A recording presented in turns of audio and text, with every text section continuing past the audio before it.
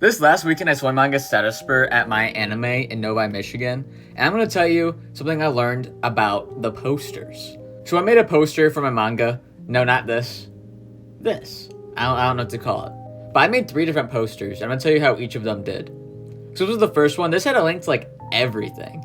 So yeah, while this one was out, over the course of 2 days, I sold 12, which averages 6 a day. So that's how this poster did. It averaged 6 copies a day. Then I made this one. I realized from the other one, I just wanted to really simplify it. So I only put the Instagram out there.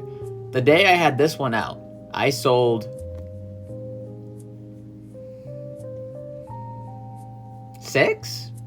And then I was like, okay, these are boring as hell. I want to make a cool, fun poster. Something I noticed is I was sitting at a family friend's booth.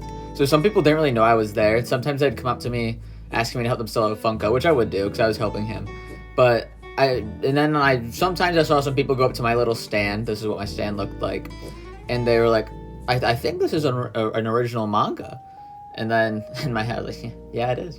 So I wanted to clarify on what that stand was. So I made this absolute banger of a poster.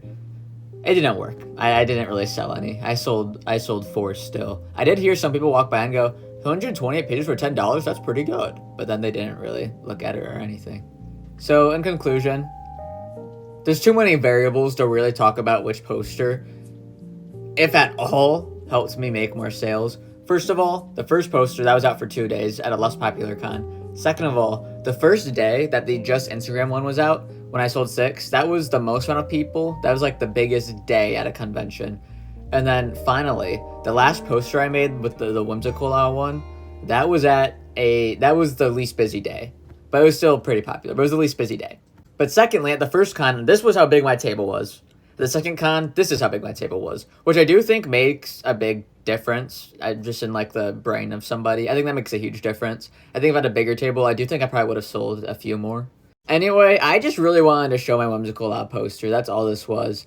I'm really hoping I can do more cons in the future. I'd probably not make my money back from buying the space. But it was really, really, really fun. If you are interested in Status Spur, it's about an underground kingdom that's trying to find the surface. You can order a copy here on TikTok Shop, or you can also read it for free on my website, and I'd really, really appreciate it either way. Bye.